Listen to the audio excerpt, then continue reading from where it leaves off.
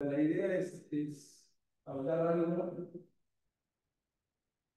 no ser corto, no creo que un tema bastante corto y que no tiene mayores avances. Creo que hay muchos teóricos que lo vamos viendo y que semestre a semestre hay cosas nuevas, hay que revisar bien los temas. Acá revisamos los temas, sobre todo para ver si había tratamientos alternativos, nuevas cosas, siempre se vienen, sobre todo a la hora del tratamiento de coronavirus, si aparecen antivirales o algún tipo de presentación de antivirus, se usan algunas alternativas y pero nada, la verdad es que es un tema que no avanza demasiado, que no tiene tratamiento específico, porque creo que sí, pero para yo quiero entender así. Pero entonces es bastante cortito y acotado. ¿Tá? Yo voy a hablar primero de infección grave por alta. Es único ese chicharito. Sí, No, pero no está. sí, no, ahí va, sí. Nada, no tengo ir alguno, pueden haber visto alguno, pero recordaros un poquito que la endometriosis es una enfermedad zoonótica, viral, ¿sí? En la que se identifican más de 30 especies, entre las cuales hay varias que infectan al ser humano y eso va dependiendo mucho de la zona, ¿sí? Se van distribuyendo por forma endémica por diferentes zonas. Es un arbovirus de la familia Punyaviridae, del género Arbovirus, que es el que da nombre a la patología, ¿sí? Recordar que alrededor es un reservorio infectado crónico de forma asintomática, ¿sí? Los ratones de cola larga, típicamente, son el reservorio parece, ¿sí? A grandes rasgos, desde el punto de vista epidemiológico, cosas grandes, el principal lugar en el que vemos se ven infecciones graves por coronavirus es en China, en la que se reportan entre 16.000 dependiendo del año y 100.000 casos anuales, ¿sí? Es una animalada si lo comparamos con lo que se ve en América, ¿tá? Alrededor de 3.000 casos más hay reportados desde el inicio hasta hoy de casos reportados confirmados en las Américas. ¿Sí? O sea que ven ahí la diferencia, aparte de que el mecanismo, perdón, la presentación clínica es diferente, se ve a las claras la diferencia en la capacidad de infectar en diferentes lugares. Pero entonces China es el principal lugar en el que se diagnostica. Vamos a ver después que es una patología que creemos que está altamente subdiagnosticada y sospechada, ¿sí? Este subdiagnóstico del que les hablo se da primero porque muchas veces cuando vemos cuadros graves de antivirus o cuando nos vamos a llegar a presentar un cuadro grave de antivirus, no lo tenemos en la cabeza. Es una de las típicas patologías que si no sospechamos y no vamos a buscar, pueden pasar por alto como una sepsis sin foco, como una sepsis de otro origen, por ejemplo, ¿sí? Entonces, uno de los principales mensajes que nos tenemos que llevar de esta charlita tan íntima es que hay que tener ese pensamiento de que la tecnología existe y que condicionante le tenemos que salir a pedir. Entonces, dije que para David, tiene para David a todos los pacientes que vemos de haber más, pero sí, cuando tenemos clínica compatible y sobre todo cuando tenemos epidemiología compatible, acordarnos que existe, cómo se presenta y que hay que sospecharla porque da cuadros graves, ¿sí? Pero otra pilar del subdiagnóstico más de ese subdiagnóstico del diálogo que las presentaciones que nosotros vemos aunque no se luce, son cuadros graves de enfermedad por coronavirus, ¿verdad? Pero hay un alto porcentaje, vamos a hablar algo de la seroprevalencia, hay un alto porcentaje que cursa con una infección respiratoria o viral en realidad, leve, como puede ser o confundirse, por ejemplo, con una gripe, con COVID, por ejemplo. ¿Ah? Puede ser de forma similar. Recordar que tienen, aparte del riesgo geográfico, como hablábamos, sobre todo el desarrollo en China, en las Américas, en Europa, en África prácticamente no aparecen. Este, también está ese riesgo ocupacional, o sea, en Uruguay, por ejemplo, se da principalmente en hombres y se puede asociar a malas condiciones sanitarias, sobre todo por el contacto directo en ambientes en los que hay los roedores, ¿sí? Recordar lo que decíamos, una alta mortalidad en formas graves, ¿sí? Por ejemplo, en el Chaco paraguayo hay cero posibilidad de decir que hay personas con IgG positiva a antivirus de hasta un 40% de la población. ¿Sabes qué quiere decir esto? Que el 40% de la población del Chaco paraguayo no cruzó antivirosis graves. Claro, no tendría una mortalidad altísima vinculada a la patología, pero sí habla a las claras de que hay un porcentaje muy amplio, ¿sí?, de presentaciones clínicamente asintomáticas o pausas sintomáticas del tabaco. ¿Ah?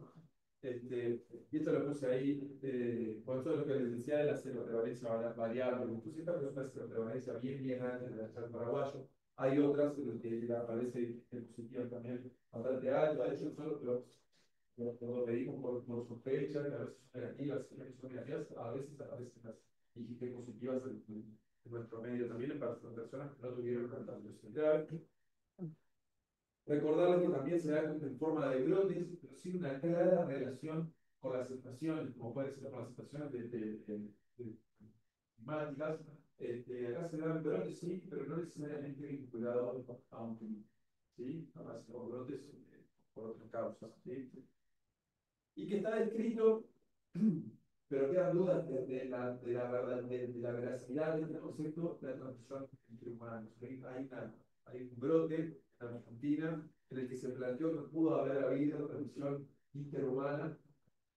No se logró confirmar porque varios de esos casos graves estaban relacionados a una misma familia. Esas mismas familias probablemente estuvieran expuestas también a las mismas condiciones sanitarias, al mismo riesgo epidemiológico. Por eso no quedó de todo justificado eso, pero bueno, se sospecha que puede llegar a haber, pero por ahora no hay ningún tipo de caso de tuberculosis grave o leve confirmada de transmisión humana. En Uruguay, cada varios años se hace algún recuento epidemiológico, ¿sí? Recordar que es una patología de denuncia obligatoria. El diagnóstico, de cualquier manera, se tiene que pedir a través del ministerio. No hay disponible ampliamente serología para antivirus en los hospitales, sino que hay que pedirlo a través del ministerio. Eso puede demorar de forma variable, pero unos cuantos días. Pero para que tengan una idea, es una patología que se ponga grave, se diagnostican de forma, son pocos los casos. Fíjense, estos son los casos entre el 2017 y el 2021. En la globalidad del país solo se diagnosticaron 76 casos. ¿Va? Son bien pocos los casos que se diagnosticaron, de los cuales 60 requieren ser hospitalizados, ¿sí? Y 40 de ellos, o sea, un poco más de la mitad, requirieron ingreso a unidades de cuidados intensivos. ¿Sí? Mismo concepto, son la totalidad de las exposiciones y de las enfermedades por antivirus, muy probablemente no, sí son las que presentan sintomatología grave o por lo menos moderada, por eso es que vienen de esos diagnósticos tanta alta prevalencia de pacientes que requieren ingresar a unidades de cuidados intensivos. Con respecto a la distribución por género en nuestro país, es una patología que se da en ese periodo, pero es algo que se viene repitiendo en este periodo, un 65% casi se dio en el género masculino, y eso no quiere decir que desde el punto de vista biológico el sexo masculino esté más expuesto por algo que el sexo femenino. Sí puede ser que, no son todas conjeturas, pero parece venir por ese lado, pero hablamos de los riesgos de exposición, estar más expuestos, por ejemplo, por trabajos en los que hay más contacto con proveedores. Eso probablemente, por lo de los años, por la igualdad de los géneros de vida laboral, etcétera, pueda irse incluyendo un poco. Y luego otro también vinculado a lo laboral, es el rango de daño que se da la mayoría de los casos. Ustedes ven, son la amplia mayoría de los casos reportados se dan en pacientes en una edad laboral bien activa, ¿sí? Personas mayores de edad hasta los 60 años. Después hay un porcentaje pequeño de personas mayores de 60, menores de 17 años, pero el grueso de la población en lo que nosotros vemos este tipo de esta patología es en ese centro. De esos 40 pacientes que ingresaron a UCI, recordar, esto es una patología que cuando requiere sostén de una altísima mortalidad, ¿sí? En este caso, y en esta pequeña cohorte, la mitad, un poquito más, incluso de los que ingresaron a la UCI, se murieron, ¿sí? O sea que aquellos pacientes con antabiosis integral, como ya por antabiosis, que tienen intervención en unidades de cuidados intensivos, tienen una alta mortalidad. No sé si manejan un poco, sí, pero me interesa. Si nos dejan un poco cómo es la transición, es como básicamente es entrar en contacto con peces, orina, saliva de los roedores, ¿sí? Es típico del relato de la limpieza de galpones, un equipo cerrado, con poca ventilación. Incluso a veces se recomendaba antes de limpiar hacer lavados previos, abrir bien todas las ventanas, etcétera, antes de empezar a limpiar un galpón. Eso, de prevención, nosotros de eso no vamos a hablar hoy, pero el contacto no necesariamente con el ratón, el sí, con los ratones enfermos, recordar que son portadores asintomáticos o enfermos de síntomas, pero el contacto con la, las heces, la orina o la saliva del roedor es el mecanismo por vía respiratoria que se presenta esta. Ay, que está medio No, toca de medio lento. típicamente tiene varias fases, ¿sí? Primero, un periodo de incubación, que son en promedio de 2 semanas, va de 3 a 5 semanas. Esto es importante, esta parte no es tan importante desde el punto de vista de la medicina crítica, pero sí Sí. de la medicina crítica, pero sí entender que hay unas semanas de la exposición hasta que empiezan a tener infecciones, después de una fase febril o prodrómica, los síntomas súper específicos. Esta es la que yo les hablaba, de repente el paciente tiene síntomas, tiene fiebre, cefalea, algún síntoma digestivo, mialgia, como le puede dar cualquier infección viral respiratoria o digestiva, y puede incluso quedar por esa, pero es una cosa de que cuando en algún momento nosotros, lo que decía, lo sospechamos, hay que ir a interrogar si el paciente fue pasando por todas estas fases, ¿sí? Que tuvo primero algún contacto epidemiológico, que no necesariamente tiene que ser allá, de repente fue hace 2 o 3 semanas, si pasa por esta fase febril o prodrómica, y después si el paciente pasa o con el paciente que nosotros vamos a tomar principalmente contactos, que es el paciente que llega a esta fase cardiopulmonar. ¿Sí? Entonces, la forma grave, hay todo tipo de formas graves de antivirus. En nuestro medio, en las Américas, se ve el síndrome cardiopulmonar o el síndrome pulmonar por antivirus, que ahora vamos a hablar un poquito. Después hay una fiebre hemorrágica con falla renal, falla renal y sangrado, que se ve en otros lugares también geográficos, pero de eso no vamos a hablar ahora. Después vamos a hablar un poquito sobre la fase cardiopulmonar. Después hay una fase de oliguria, ¿sí? Posterior oliguria, que es una fase en la que transiciona entre la fase cardiopulmonar y el comienzo de la fase de la resolución. Y bueno, después la fase de la resolución es la que empiezan a retroceder todos estos síntomas de los que veníamos hablando, en una fase de recuperación del paciente que obviamente luego de la recuperación. Recordar que la fase cardiopulmonar es una fase, ya lo han visto en la biología de la medicina, es una fase extrema, la paciente con extrema. ¿Sí? Recién le comentaba eso, las situaciones graves del antivirus son el síndrome cardiopulmonar por antivirus, del que vamos a hablar un ratito, y después esta fiebre hemorrágica con síndrome renal, que es muy parecido a las infecciones que podemos llegar a empezar a ver nosotros, por ejemplo, por dengue, ¿verdad? Con alteraciones coagulopáticas, con falla renal. No vamos a entrar en esa porque realmente no aparece en nuestro medio, sí vamos a hablar algo del síndrome cardiopulmonar por antivirus. Lo principal es lo pulmonar, ¿tá? Es un edema pulmonar agudo, no cardiogénico, que se da por una esclerosis capilar vinculada a una gran liberación de mediadores inflamatorios. ¿Sí? Eso es lo que centra el cuadro. No necesariamente es un cuadro puramente respiratorio. Hay algo que también es bien típico, que es también por fuga capilar, más compromiso miocardico, más ese distintivo que es el shock por parte del paciente. ¿Sí?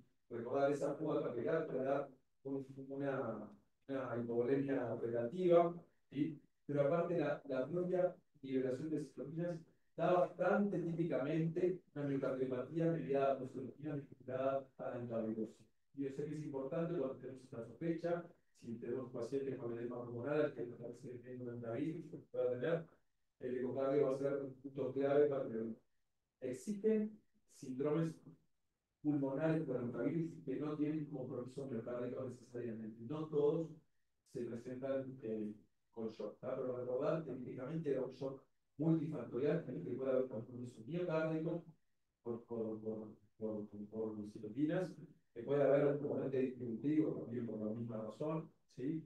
Que puede haber un componente de hipovolemia.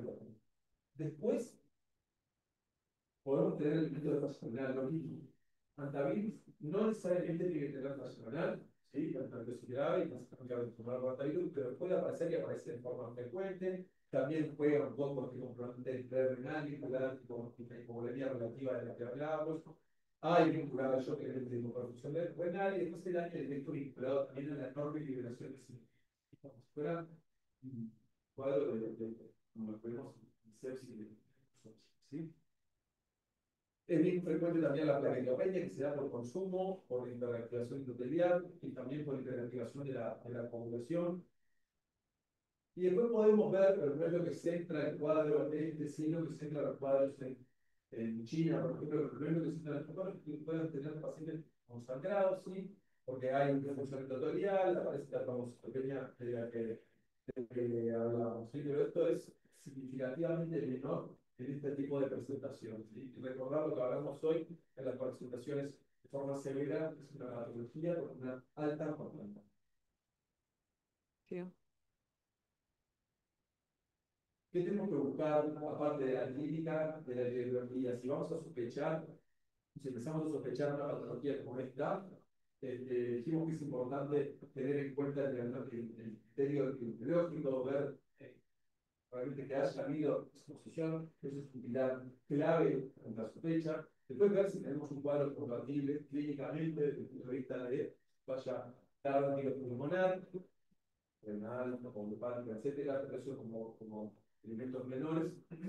Y después recordar que hay una analítica que puede venir o no asociada y que nos puede ayudar a basarnos en una sospecha de una infección grave por antivirus, ¿sí? Típicamente, por esta puede capilar, la paciente con antivirus grave viene como concentrada, así que tienen hematocitos bien elevados. Yo tuve un caso clínico que tuvimos eso en 2019 en otro hospital. Porque vienen, pacientes que vienen con elementos de hipoconcentración. Desde el punto de vista leucocitario, hay una típica elevación leucocitaria con desviación a la izquierda, ¿sí? La plaquetopenia de la que hablábamos, hay elevación del lactato sérico, hay elevación de enzimas hepáticas, PGO, PGP, y el LDH típicamente se eleva. Y deberíamos pedir también cuando es una exaflotis de sangre porque aparecen estos blastos, ahora que vamos a ver la imagen, que son mayores al 10% de la lámina, puede ser sugerente. Obviamente, el diagnóstico después va a tener que tener una confirmación, ¿sí? Pero todas estas cosas asociadas a la clínica, asociados a el criterio epidemiológico, tiene que poner la pista de que puede ser no y como usar, por ejemplo, una cerebrotomía. Pero que lo mostraba. Entonces, en el estudio, en realidad, yo creo que esto es la comparación de un síndrome cardiopulmonar por antivirus en etapas tempranas, ¿sí? Y esto es lo mismo, pero en etapas un poquito más tardías, ¿tá? ¿Qué les parece que tienen de diferente?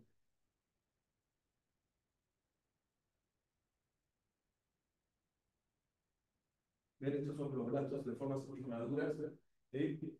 Y lo otro que tiene es cómo están la cantidad de microcitos que hay, se ve súper apretado, concentrado, ¿está? Nada. Entonces, recordarles, hay lugares en los que se usan áreas diagnósticas clínicas, sí, claro, realmente en China o en lugares que tienen circulación mucho más alta, saber que hay sospecha clínica, tienen mediación de la resolución izquierda, la litopenia, y le hacen una lámina y por estos hallazgos, no es confirmatorio, pero lo usan como algo altamente sospechoso, ¿no?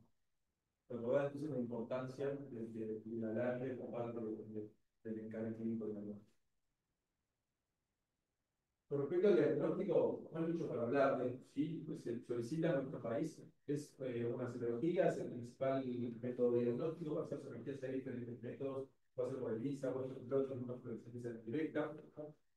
Existen técnicas de PCR, no están disponibles para nosotros, se usan sobre todo, pueden ser usadas en un lugar en el que realmente hace una certificación mucho más grande, con cepas de alta calidad, ¿sí? Y después existe un diagnóstico también post-mortem, sobre todo siempre los pacientes de detección antigénica en tejido, tampoco tiene mayor valor, ¿no?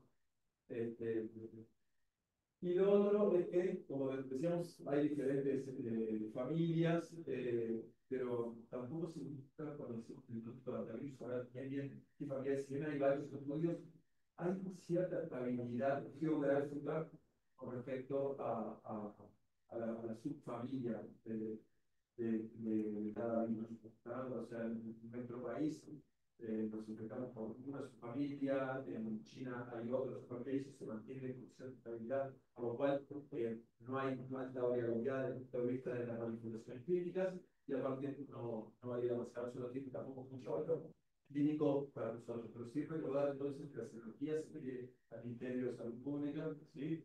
Que antes de forma centralizada y que pueden mejorar el diagnóstico, ¿no? ¿Cuál es el tratamiento? ¿Has visto algún tratamiento grave? ¿Posibilidades? Nadie. Ah, tampoco. El tratamiento del síndrome cardiopulmonar por antivirus es el super.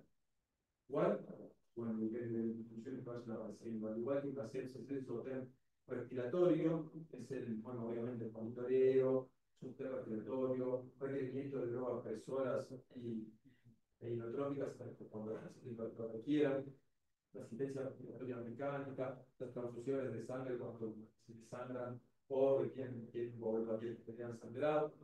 Y bueno, en otros lugares, el hospital de se usa bastante el ECMO. Sí, está bastante descrito el uso de ECMO para cuadros de síndrome pulmonar por antivirus grave, el ECMO guerra mundial.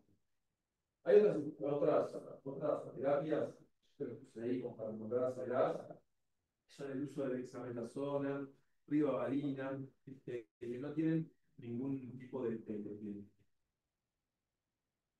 pie en este tipo de pacientes. Se usa en el síndrome de hemorragia y falla renal, la ribavalina tiene un poco más de evidencia, pero en la antivirus que nosotros no tenemos un tratamiento etiológico específico.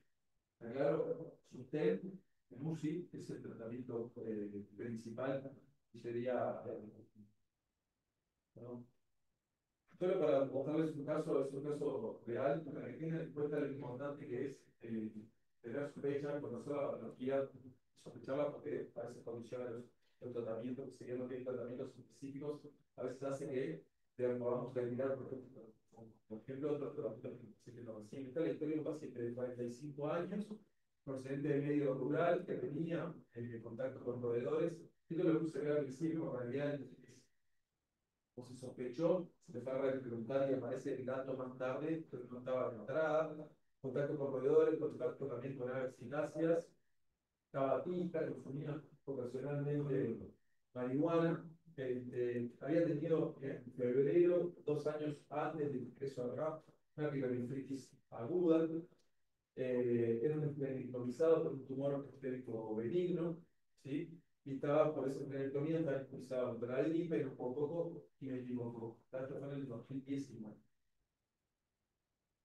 Este hombre tiene un cuadro de fiebre de 7 días, se le hace un tratamiento sintomático, pero el paciente una semana después persiste, febril, reingresa, se le hacen cultivos, y como tenía una fiebre persistente de unos 10, 12 días de evolución, se decide ingreso hospitalario, y en sala le hacen de forma empírica, le empiezan, se graban todos los relevos, se extraen, ¿no?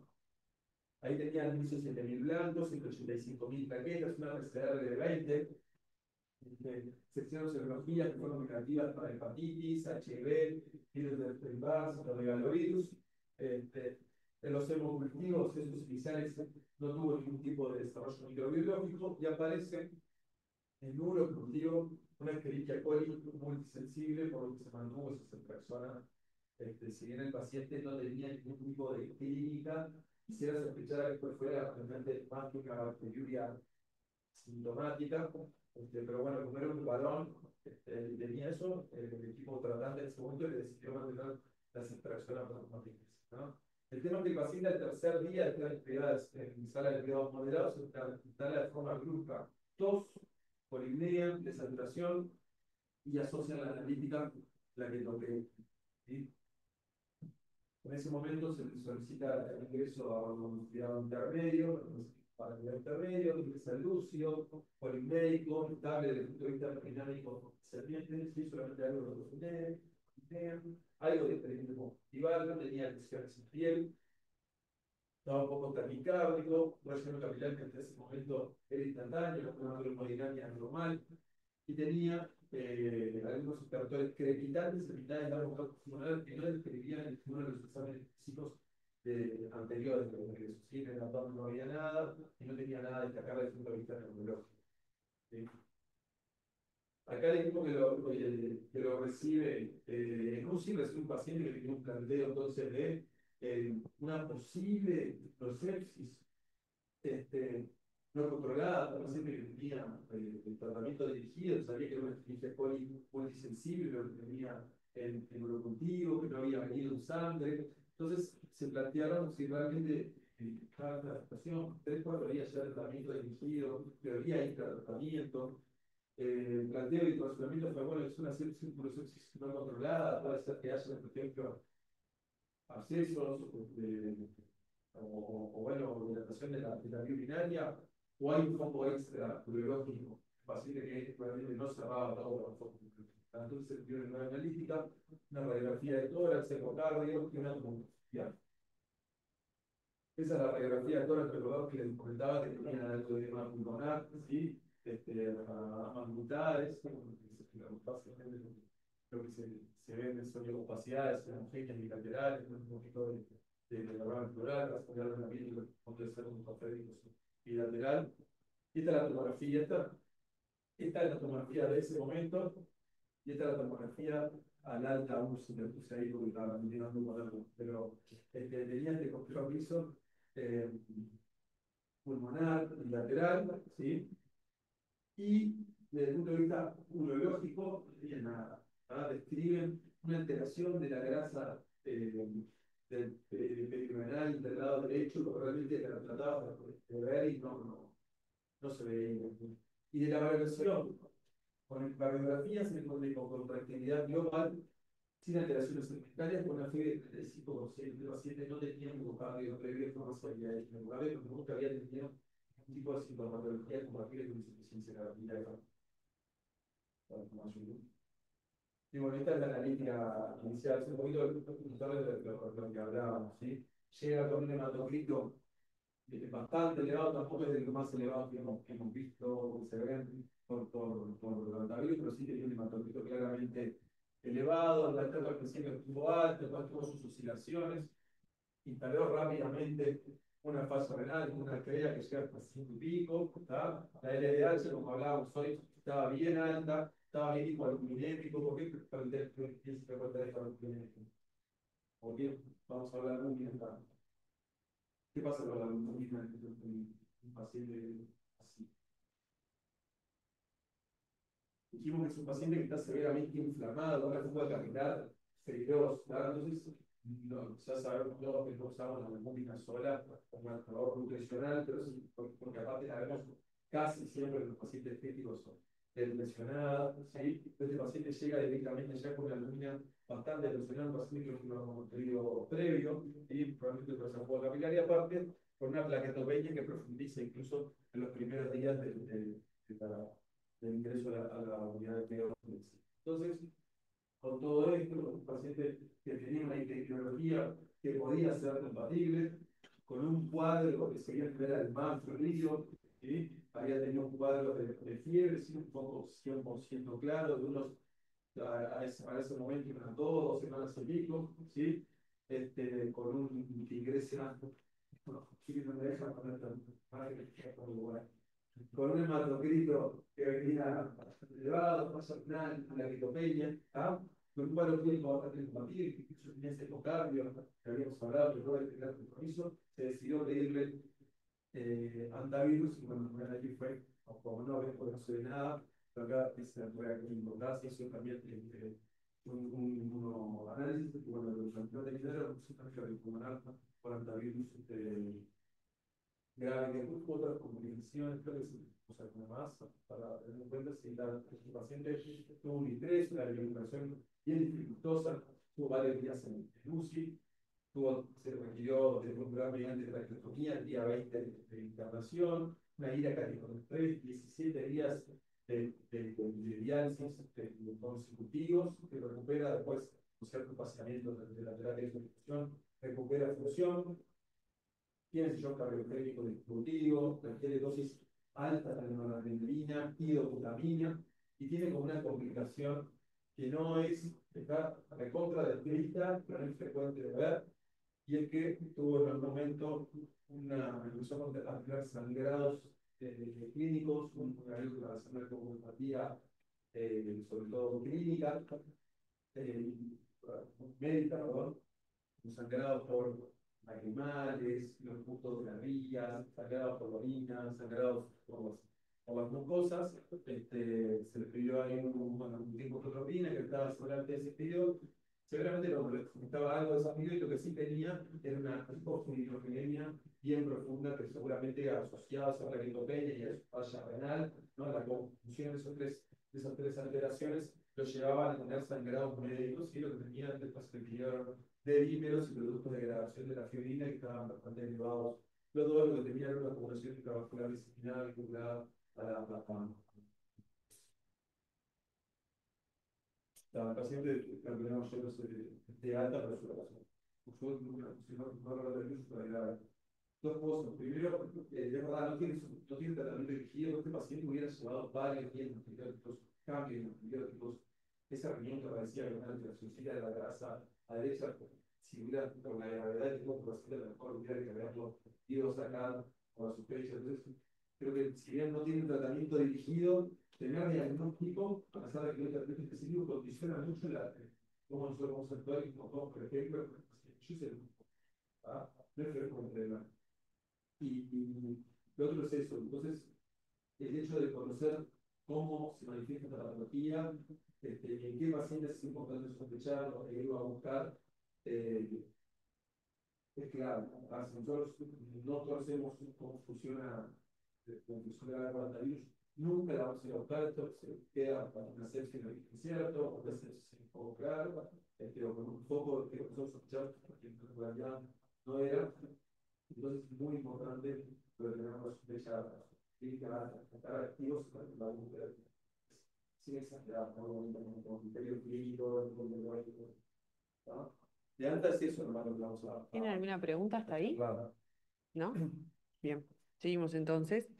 Vamos a hablar ahora de leptospirosis grave, que como ya saben es otra zoonosis vinculada a un vector común que es el ratón, si bien tiene más factores de riesgo, que ahora los vamos a ver.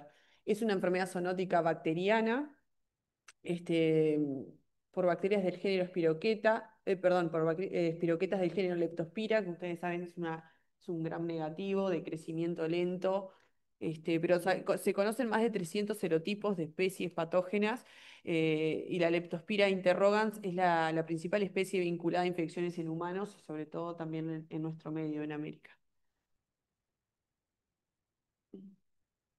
Ahí. En cuanto a la epidemiología, van a ver que es una enfermedad zoonótica que es endémica en muchos lados y cursa con brotes, donde aumenta su incidencia. Tiene una distribución mundial, predomina en zonas tropicales y subtropicales vinculadas a los vectores y a los factores de riesgo, como vamos a ver, pero sepan que salvo en zonas polares, hay casos reportados en todo el mundo y creo que es importante considerarlo porque dentro de los factores de riesgo epidemiológicos, los viajes podrían ser uno de ellos. Van a ver que los factores exceden el factor de riesgo del antivirus, que es directo, digamos, el ratón o asociado a mal medio, sino que tiene otros factores de riesgo y su distribución o su riesgo de infección viene vinculada a otras cosas también.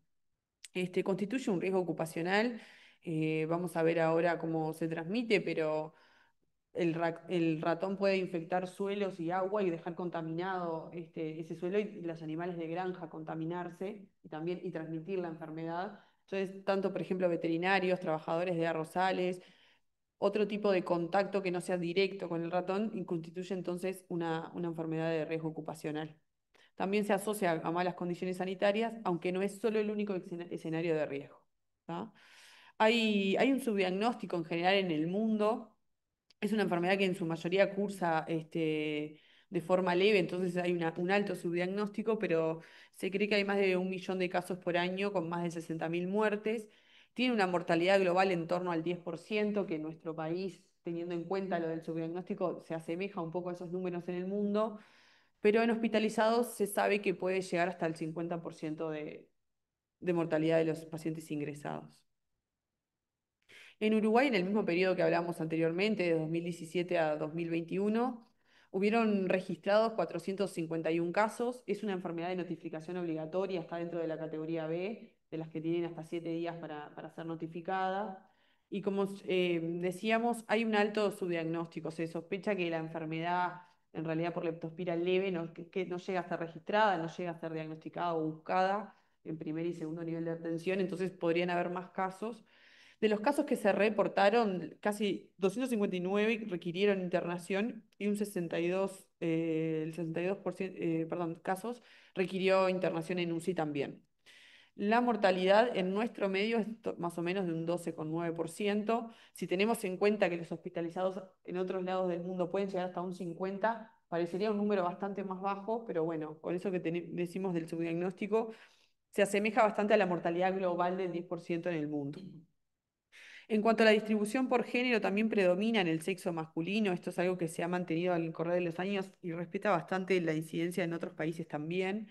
Creemos que es vinculado a la exposición laboral, también que predomina en tareas quizás vinculadas al sexo masculino inicialmente y por eso hay más registro. Y también es una enfermedad que se da en edad laboral activa. En cuanto a la transmisión de esta bacteria, el ratón es el reservorio natural de la enfermedad. Eliminan en realidad la bacteria a través de la orina. Y a diferencia del antivirus, esta bacteria puede durar meses en los suelos y en aguas contaminadas por estos ratones y contaminar animales de granja además, que pueden eliminar a su vez la bacteria a través de la orina, fluidos genitales o saliva. Entonces, como que los reservorios naturales aumentan y la posibilidad de exposición y de contagio humano aumenta. No es solo el contacto directo en zonas de malas condiciones sanitarias con el ratón, sino la exposición a animales de granja, incluso animales domésticos como el perro, pueden ser vector de leptospira, por lo que en la búsqueda de factores de riesgo epidemiológicos habría que ahondar un poco más que bueno, el contacto con quizás la limpieza de galpones cerrados o abandonados, y sino tareas con animales de granja, tareas recreativas en agua o en suelos que puedan estar contaminados, trabajadores de arrozales, los veterinarios, bomberos. Principalmente los brotes de esta enfermedad se dan en las épocas de inundaciones en distintas regiones, pero las inundaciones aumentan la contaminación, además de aumentar los roedores, pero es uno de los principales factores de riesgo, es la contaminación, el contacto con agua contaminada. Así que tendremos que ampliar un poco más el interrogatorio de los factores de riesgo epidemiológicos y acuérdense de tener en cuenta los viajes. Se distribuye a nivel mundial mucho más de lo que creemos y quizás muchas veces, bueno, por el subdiagnóstico no tenemos tanta incidencia de cuántos casos son autóctonos o cuántos casos puedan ser de afuera. En cuanto a la clínica de esta enfermedad, tiene un periodo de incubación con un promedio de 10 días, pero se sabe que puede ir hasta 20, incluso 30 días en periodo de incubación. Acuérdense entonces a la hora de interrogar a los pacientes o de saber la historia, de tener esto en cuenta. Tiene una presentación clínica variable, inicialmente asemeja a cualquier infección viral con sintomatología muy inespecífica como fiebre, cefalea. Puede haber síntomas gastrointestinales que sean casi el 50% de los casos, con vómitos, diarrea, dolor abdominal. La tos seca en un 30% de los pacientes. Y si bien no es patognomónico, y quédense con ese concepto, no es que sella el diagnóstico, pero debe hacernos sospechar esta infección, es la subfusión conjuntival. Aparece en un 55% de los pacientes, es bastante frecuente y si bien no es patognomónica, no suele ser común en otras infecciones esta forma típica de afectación conjuntival. Entonces, que puede ser un signo clínico que nos permita sospechar o por lo menos descartar la infección, ya sea mediante, bueno, el interrogatorio y la exposición o mediante la analítica. Un 90% de los pacientes va a cursar esta forma leve de leptospirosis o incluso va a cursar asintomático y nunca se enteró que tiene la enfermedad. Ahora, un 10% de esos pacientes, ahora vamos a ver bien las etapas, pero puede evolucionar a formas graves que aumentan la mortalidad considerablemente. Típicamente es una enfermedad de curso bifásico, van a ver que las complicaciones o este 10% de los pacientes que pueden agregar disfunción orgánica múltiple lo hacen en una segunda etapa de la enfermedad. Esto es lo que le decía de la subfunción conjuntival. No es un signo patognomónico, pero es poco frecuente, así que nos debe hacer sospechar si asocia a otros síntomas o signos compatibles o factores de riesgo, por lo menos pensarla y si, bueno, no es acorde a la situación clínica, perfecto, pero recordar esta infección cuando estamos con un paciente que se presenta así. Tiene, como dijimos, un curso bifásico. Hay una fase inicial, una fase aguda bacterémica, que es la fase leptospirémica, donde la bacteria se reproduce en sangre, ¿tá? Y coincide en realidad con la instalación de síntomas inespecíficos. No va a haber, salvo la confusión conjuntival que nos pueda poner en pista, no va a haber nada que nos haga sospechar quizás una infección por esta bacteria y que puede durar hasta 7-10 días. Esto es importante incluso para tener en cuenta cuando hablemos del diagnóstico. Ustedes saben que tiene un periodo de incubación que puede ir en promedio de 10 días, pero puede ir hasta 30 días. Empieza la fase leptospirémica, que puede durar hasta 10 días, y ahí es cuando podemos aislar la bacteria en la sangre. Ahora, si hiciéramos los test serológicos que mandamos al ministerio, como todos ya saben, en esta ventana clínica, probablemente estas pruebas sean negativas, probablemente no, van a ser negativas, el paciente no ha iniciado la respuesta inmune y eso, frente a una sospecha clínica, nos obliga a repetir la prueba diagnóstica después en diferido. ¿Tá? Esta fase leptospirémica puede ser un paciente con un contacto asintomático, algún síntoma inespecífico, pero que ni siquiera motiva la consulta, o puede ser una enfermedad febril anictérica, es importante recordar esto, cursa sin ictericia la enfermedad leve, y que es autolimitada. Incluso van a ver cuando uno va a leer el tratamiento y en realidad y la evidencia actual que hay en términos de mortalidad, de supervivencia, esta enfermedad al ser autolimitada, muchas veces hay autores que plantean ni siquiera tratarla porque tiene una evolución, si bien un 90% de los pacientes no va a desarrollar enfermedad grave. Pasa que una vez que se diagnostica es difícil no tratarla por el riesgo que puedan tener algunos pacientes, pero bueno, saber que muchos cursan autolimitados y no se llegaron a diagnosticar en esta etapa. Hay una segunda fase, que la cursan todos los pacientes, la fase leptospiríurica, que es una fase inmune. Acá inicia la respuesta inmune del huésped, ¿tá? Que puede ir de un total de 10 a 30 días. Puede haber un repique de los síntomas, sobre todo la fiebre, puede haber un repique febril y pueden o no aparecer complicaciones. La mayoría de los pacientes no va a agregar complicaciones y va a resolver. Quizás se puede hacer el diagnóstico acá, frente a un repique febril, el paciente, bueno, reconsulte o consulte, y acá sí se puede aislar en sangre el IgM positivo para leptospira y ya no el cultivo de la bacteria. Y empieza la eliminación bacteriana por la orina, por lo que también puede aislarse en urocultivo. Los pacientes que agregan complicaciones principalmente se dividen en dos grupos en cuanto a la forma de presentación. El síndrome de Weil, que es la forma más común que tenemos y conocemos de esta patología, y una pulmonar severa que en realidad típicamente se manifiesta como un distrés, podría perfectamente confundirse con un antivirus si los factores de riesgo epidemiológicos coinciden, predomina la insuficiencia respiratoria, el edema pulmonar lesional y el distrés.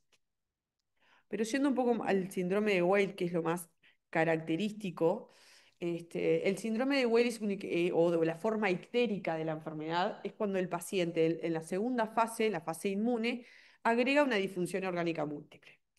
Inicialmente, la tríada clásica está descrita como ictericia, insuficiencia renal aguda y esplenomegalia. Fue descrita por Adolf Weil en el 86, que era un internista alemán, y le pone nombre a esta entidad grave de las infecciones por esta bacteria. Pero van a ver que si bien el síndrome de Weil es requisito o se repite la ictericia que asocia a esta etapa, por eso se llama forma ictérica, las disfunciones más frecuentemente asociadas a esta ictericia es la falla renal y la plaquetopenia.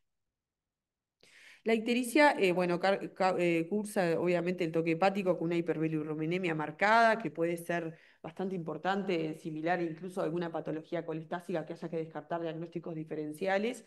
Puede haber una elevación enzimática como en la sepsis que conocemos, pero menor a 200 esas enzimas. Y recordar que puede ser lesión directa. La espiroqueta directamente invade el hepatocito y los conductos biliares y puede generar, más allá de la respuesta inflamatoria, lesión directa por la bacteria. Asocia entonces en esta etapa el paciente que desarrolla complicaciones, falla renal, se caracteriza por ser una insuficiencia renal aguda hipopotasémica con diuresis conservada. El mecanismo principal es una nefritis intersticial y puede haber necrosis tubular aguda. Bueno, es una lesión constante en esta infección. Si hiciéramos probablemente exámenes de orina a todos los pacientes, incluso los que cursan con enfermedad leve, podremos ver una alteración en el sedimento. La bacteria se deposita en el parénquima y en los túbulos, o sea que siempre daña el riñón. Lo que va a variar es la gravedad con la que lo haga y la manifestación clínica que eso tenga. Y bueno, además de obviamente la respuesta inflamatoria y los mediadores como causantes de lesión, existe esta lesión directa que le decía por la propia espiroqueta. Asocia además una plaquetopenia, que es frecuente de ver. La bacteria tiene la posibilidad de infiltrarse en el endotelio, lesionar el endotelio y producir una microtrombosis y un mecanismo vasculítico por el cual se presume que genera la lesión inicial. Las plaquetas, el consumo de plaquetas viene dado también por ahí, por una microangiopatía. Puede existir diátesis hemorrágica además, alteraciones de la coagulación por pérdida de factores con la fuga capilar y puede cursar con meningitis y meningitis aséptica. Inicialmente se vio que en la fase leptospirémica las bacterias pueden ingresar al encéfalo, pero no suelen generar muchos síntomas en esa etapa. Los pacientes que asocian síntomas neurológicos lo suelen hacer en la segunda fase, cuando agregan las complicaciones, como parte de un síndrome de Weil. Puede generar complicaciones como convulsiones, incluso depresión del sensorio que requiera asegurar la vía aérea con intubación orotraqueal, pero en esa etapa suele ser aséptica. ¿Tá? Hay una pleocitosis, un aumento de la celularidad, pero no se aísla la bacteria en el líquido cefalorraquídeo por ser la segunda fase, como habíamos dicho. ¿Tá? Y es bastante frecuente. Yo vi, de los pacientes que vi con leptospirosis grave, vi uno solo y debutó con convulsiones. Fue una presentación grave, fulminante para el paciente. Entonces dijimos, ¿cómo? Sí, con meningitis. Se asociaba el síndrome de Weil, pero este además estuvo convulsiva y se intuba por eso. Y fue bastante grave. Entonces, como dijimos, en realidad el síndrome de Weil o la forma ictérica se caracteriza por una disfunción orgánica múltiple, secundaria, una lesión directa que se presume del mecanismo vasculítico como el principal, con la invasión bacteriana, y la respuesta inflamatoria asociada que sabemos se desencadena en esta fase inmune, que no todos los pacientes la desarrollan, como no todos los pacientes hacen sepsis frente a una misma infección. Depende de la respuesta individual de cada paciente. Puede asociar además miocarditis con presentación a forma de arritmias, incluso disfunción cardíaca con un componente de shock cardiogénico, pero no es lo que predomina. Y bueno, la afectación pulmonar severa es mucho menos frecuente, puede ser a forma de hemorragia alveolar, incluso llegar al distrés si cumple los criterios, pero la lesión inicial parece ser una vasculitis a nivel pulmonar que se manifiesta con hemoptisis, hemorragia alveolar, y la mortalidad por sí sola, esta afectación pulmonar es de un 70%. Es menos frecuente que el síndrome de Weil, pero bueno, asocia más mortalidad. Puede haber radiomiólisis asociada, si bien pueden haber otras injurias como las disionías, la hipoperfusión por el shock y demás, hay lesión muscular directa también por la bacteria. ¿Tá? En cuanto al diagnóstico, en realidad es más o menos lo que veníamos hablando del antivirus, es por técnica, por serología. Lo que detectamos es IgM, tiene una sensibilidad de 80% y una especificidad del 92%. Tienen que acordarse de esto, que el valor diagnóstico es posterior a los 7 días, es decir, en la fase inmune. Tengan en cuenta además los cálculos, más o menos si hubo un periodo de incubación, en qué fase estoy, si puedo aislarla en sangre o solo mediante la serología. Ante la duda, obviamente, hay que repetir las pruebas confirmatorias y mandar más de una muestra. Esto se manda al Ministerio de Salud Pública. Además de la notificación, es el laboratorio central donde nuestro país procesa estas muestras, ¿no? Bueno, en cultivos, tanto en sangre. Claro, Sí, no que perdón. dijiste, Juli, lo de la. Sí, Lo creo del que esta diagnóstico. enfermedad, Yo a nos pasó diferencia, acá nos pasó, el último caso de leptospira que vimos fue así. No sé si querés contarles, pero. los residentes insistieron que el cuadro era muy compatible. Aparte, se mezclaba bastante porque el paciente tenía como antecedente una infección por VIH sin tratamiento y el cuadro parecía un síndrome de Weil florido. Este, Sí, y por la sospecha tenía una, nada, tenía IgM negativa, exacto. una serología La inicial fue negativa a negativa, la semana por la existencia y porque realmente ausencia de diagnóstico alternativo. ahí va, no había otro diagnóstico y el cuadro parecía bastante compatible. Se termina confirmando después de una semana, ¿no? Quedó sin vencido. Y con una serología negativa precoz. Exacto. El paciente tenía noción epidemiológica. Acuérdense, capaz que es medio insistente, pero creo que esta enfermedad, esta entidad se caracteriza tres cosas. En los factores de riesgo epidemiológico, ahondar un poco más. Si le preguntabas a la familia, limpieza de galpones, algo así directo, no, pero el paciente era un trabajador rural, tenía contactos con animales de granja. Entonces, ahí, si no usas los métodos de protección adecuados, ya es un factor de riesgo. Además, se había independizado y predominaba mucho el patrón colestásico, más plaquetopenia y una falla renal con diuresis. O sea, es un diagnóstico que hay que pensar en la fiebre sin foco de origen comunitario. Si hay ciertos signos o síntomas clínicos que nos pueden poner en pista, como que predomine la colestasis, la subfusión conjuntival, y principalmente eso, ahondar un poco más el abanico en los factores de riesgo en el contacto epidemiológico. Y repetir siempre ante la duda, después del séptimo día, repetir la serología. Después, como es una bacteria gram negativa, se puede visualizar además con técnicas de impregnación argéntica y microscopía de campo oscuro. Los cultivos en realidad tienen mayor rentabilidad en los primeros 10 días, como dijimos, en la fase leptospirémica. En la orina puede eliminarse la bacteria hasta 30 días, pero es una bacteria de crecimiento lento. Como en toda infección grave que asocia obviamente disfunción orgánica múltiple, sepsis, no vamos a esperar los cultivos para tratar, pero menos en esta que porque es de crecimiento tardío y es esperable que demoremos en aislar la bacteria si nuestro método diagnóstico va a ser el cultivo. ¿Tá? Así que la serología es más rápido y hay que repetir.